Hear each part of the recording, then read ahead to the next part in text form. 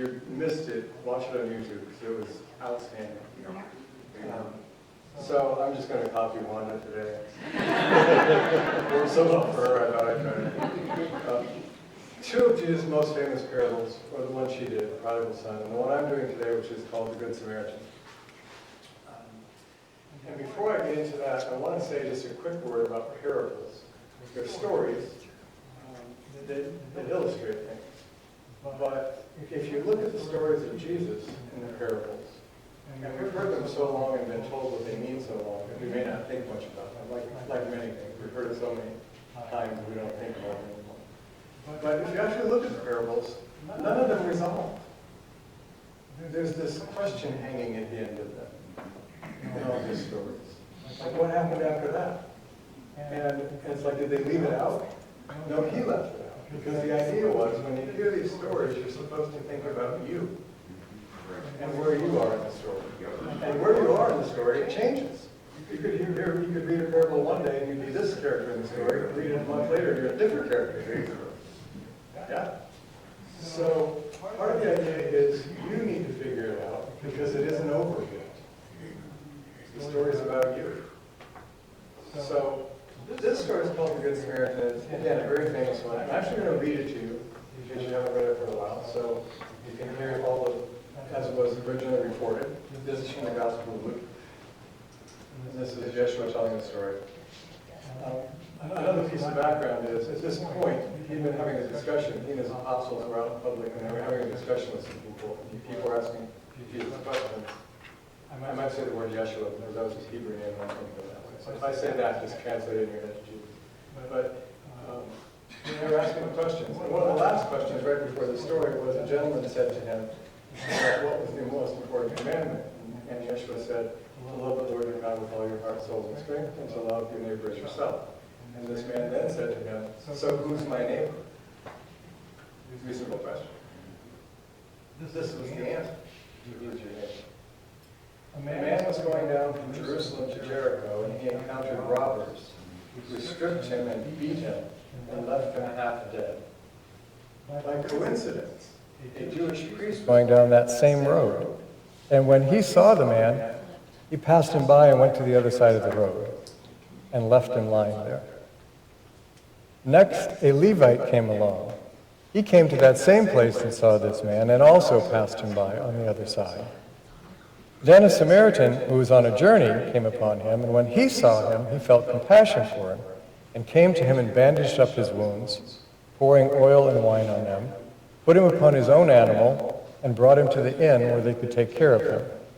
The next day he came back to the inn, gave them 2 denarii to the innkeeper, and said, take care of this man, and whatever else you need to spend on him, when I return, I'll repay you. Which of these 3 proved to be a neighbor to the man who was beaten by the robbers? And the man who'd asked him the question said, the one who showed him compassion. And Jesus said, go do the same. So that was his answer. Now, we've heard that story a lot, and generally speaking, when I've heard it or been taught it, I've heard it that it's a story about this so-called Good Samaritan. And when people are in trouble, you should help them out. You should be compassionate, you should help them, and that's a good thing, right? And that's definitely part of the story, for sure. But if that's all we get out of the story, we miss a really, really big piece of it. In fact, we miss 2 big pieces of it. One piece we miss because we don't know the history anymore. And another piece we miss because when we're giving teachings that require us to look at something in ourselves that needs changed, we don't much like it. When I tell you things that are good about you, that are great, and make you feel all, woohoo, I'm terrific, you like that, right? But when somebody says, maybe you should look at this, and you don't want to, then maybe you don't want to hear it so much. This story has that element, which I'll explain in just a moment. But first, the historical part. We hear the word Samaritan, we think, hey, some guy in that area who's walking along found this robber. Nope. Not what the audience in the time of Jesus heard. When he'd heard this, when they were told this story, they had a very different take on it than we do. Because at that time, there were two Jewish groups, primarily. One of them lived in Samaria, but they were Jews, and the other ones lived in the Jerusalem and southern Israel area, and they were also Jews. All of them. But the Samaritans, who lived in a separate area and then became their separate country, they worshipped on Mount Gerizim, not on Mount Zion. And they had a different worship practice that they said the Lord God had given them that was the true way. And the Jews who worshipped in Jerusalem had a practice that they'd been given through Moses, and they worshipped on Mount Zion, and they believed they'd been given the true way. And these groups of Jews hated each other. There was constant violence, deadly violence, between the two groups. If this were a Jewish meeting in Jerusalem and a Samaritan walked in, he'd be lucky to get out with his life. And vice versa. So now in this story, what Jesus' listeners are hearing is, here's this poor guy who gets beaten up and robbed and is left half dead, and a Jewish priest, the highest of the holy guys, the best of the best, walks along and leaves him laying there. That's not the story they want to hear. Wait, that's our priest. What are you talking about? He left him laying there. Then a Levite, who was a group of Jews from Jerusalem who served in the temple and helped the priesthood, the next highest order of people, the next best, most holy people, walks by him too. But the despicable, rotten Samaritan becomes the good guy of the story. That's what they heard. And they were like, what are you telling us? That they're better than us? That's what they heard, not what we hear now. And I'm going to come back to this, but there's another piece of this that we don't hear or even maybe realize.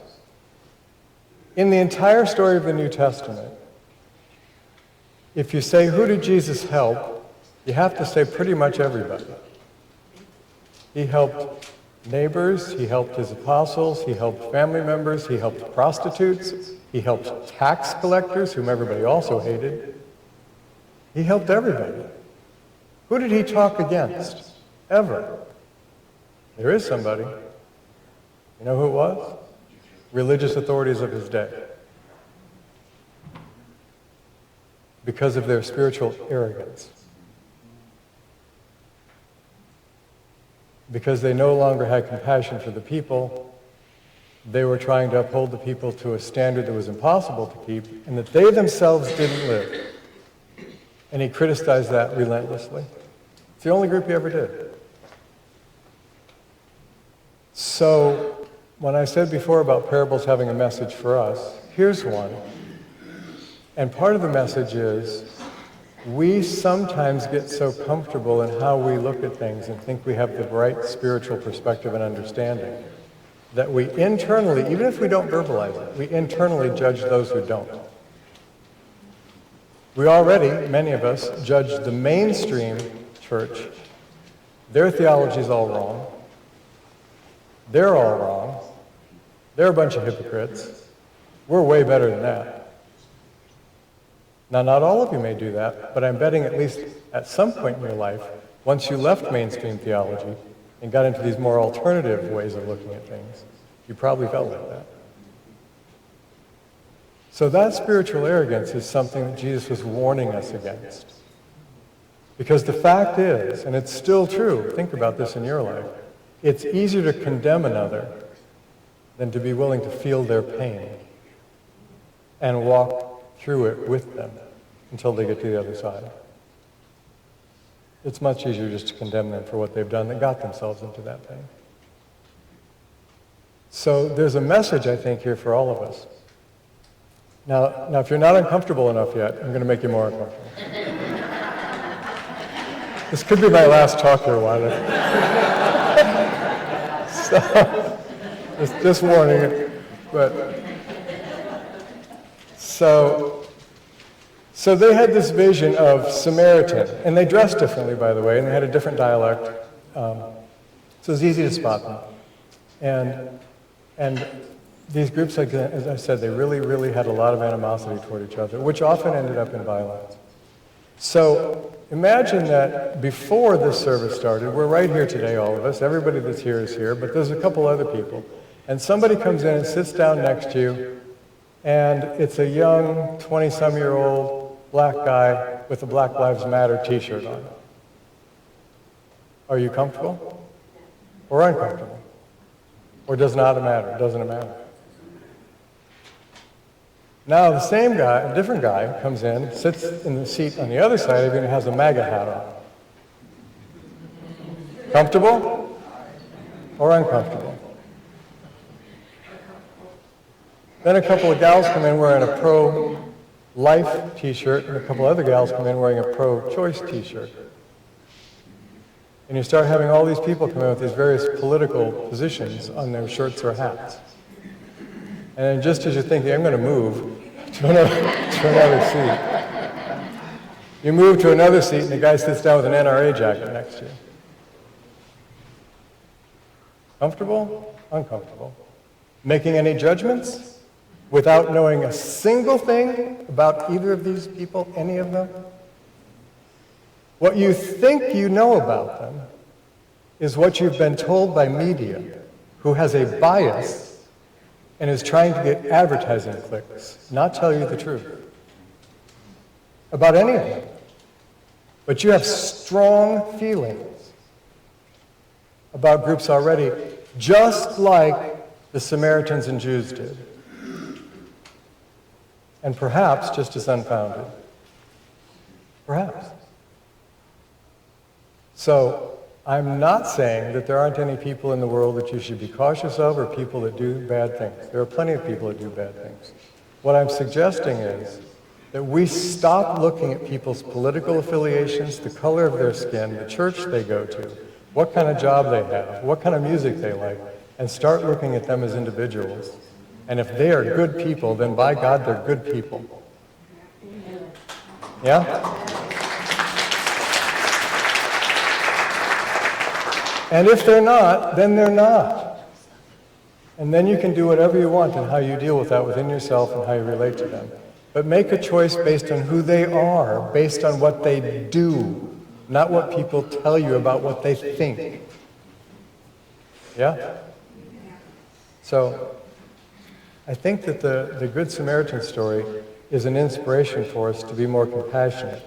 But I also think it's an inspiration for us to take a good, deep look at ourselves and see if there's some places in us that this...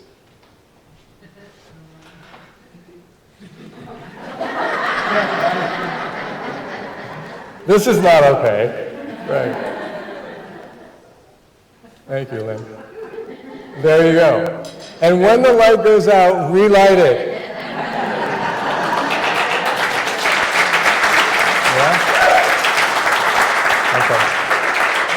So, there have been, I'm willing to bet, in your life a time where the light seemed to go out. And some of you are facing that now, and some of you will face it. And when that time happens, what you can do is sit there and wail at the darkness and how unfair it is and how scary it is and how you wish it weren't so. And none of that will change the darkness. Just light it again. That's it. So, the other thing I want to say is that whether Jesus completely made up this story, just to make a point, or whether it was an actual incident that he was aware of and he told it to make a point, that story was some guy who got hurt and somebody who helped him in a little obscure place in Israel in a time long forgotten. We don't even know any of their names. But that story has made it around the world for centuries. And it has inspired and changed people. Your invisible, insignificant seeming little actions of how you treat each other are changing the world, whether you know it or not. It's really changing the world. And maybe 100 years from now or 1,000 years from now, a little group no bigger than this may have left a mark that transformed the world and lasted for centuries and centuries and centuries. Charles and Myrtle Fillmore started a little prayer group because she was sick, and they believed God could help her. And look at Unity today. 2 people in a little house with a little group of friends. You have a house and a group of friends. Look what's possible. So, I'm going to sing you a little song and we'll do a very short meditation.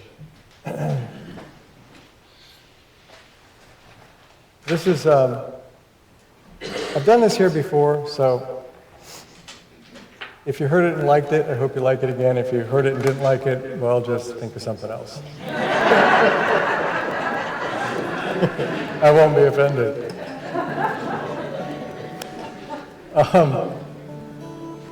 So since it was a Jesus story we told, this is a song I wrote many years ago called The Heart of Jesus.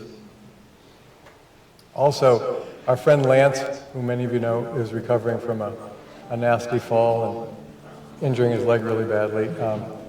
Lance happens to really like this song, so this is in honor of Lance today.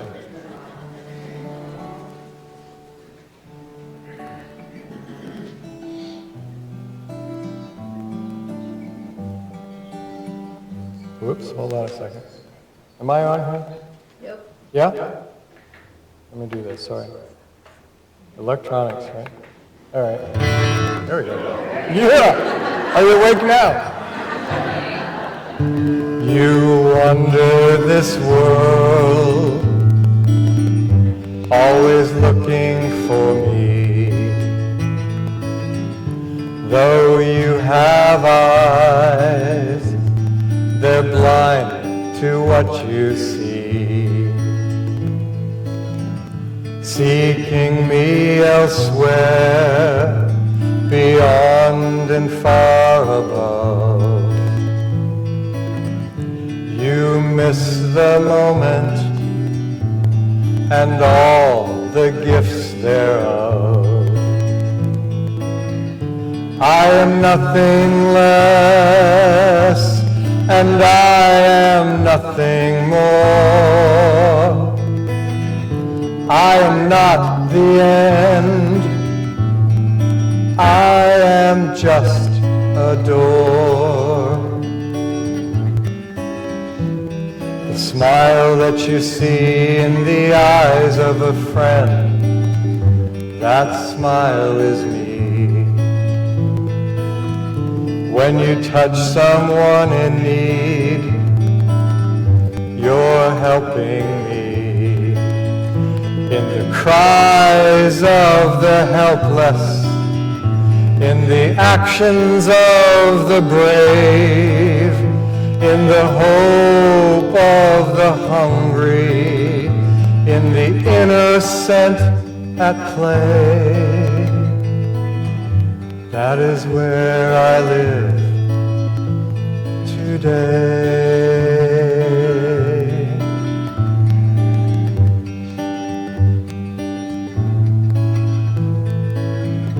I am nothing less, and I am nothing more.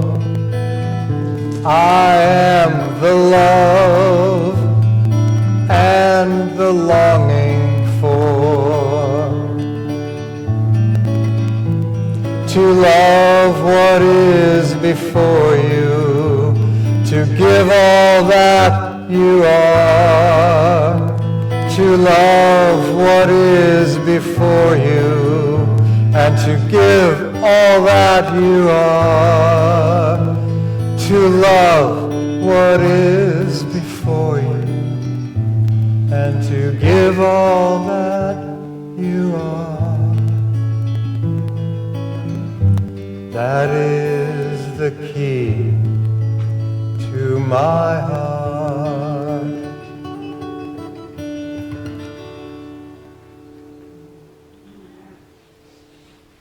Well, let's just close our eyes for a moment and take our attention inside.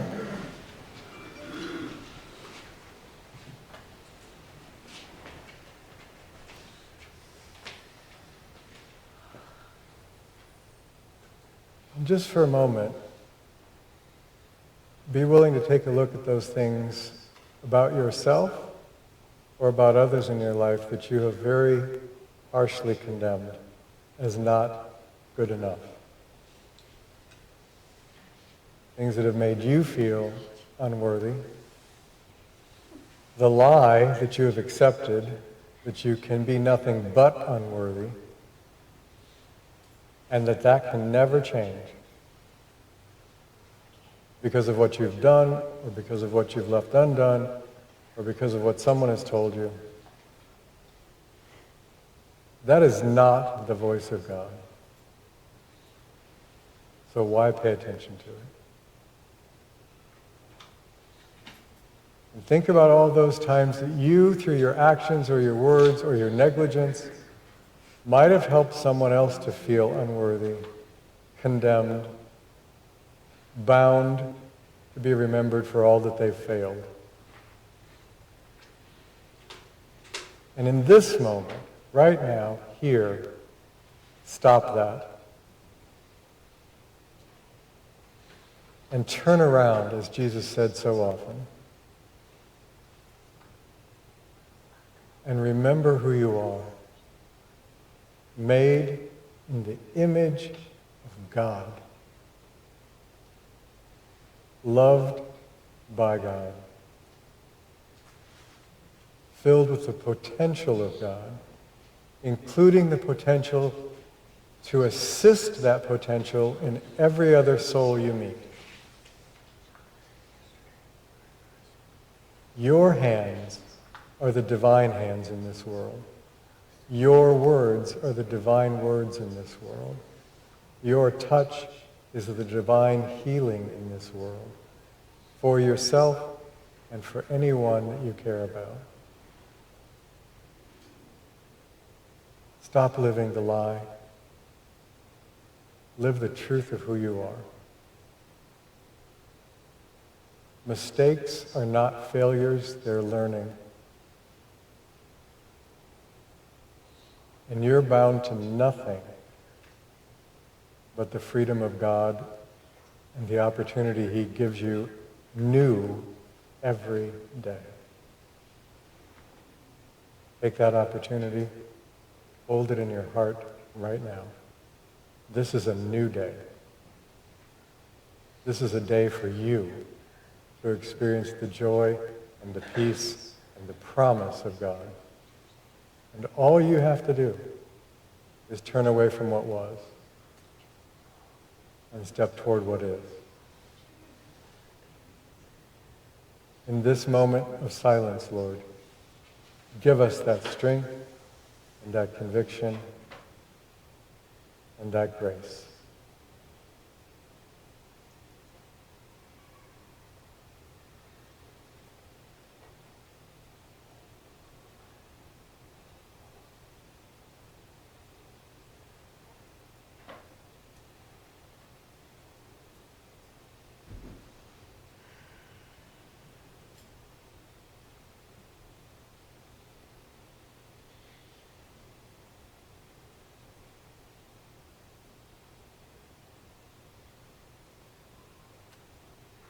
For those of you that may have resonated with that song that they played in the video, Everything is Holy Now, that includes you.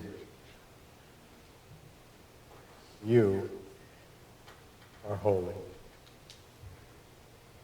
Live like it. We thank you, Lord, for the gift of your Spirit and these souls sharing in it, in this holy place. May you go with us in all we do. Amen. Thank you all.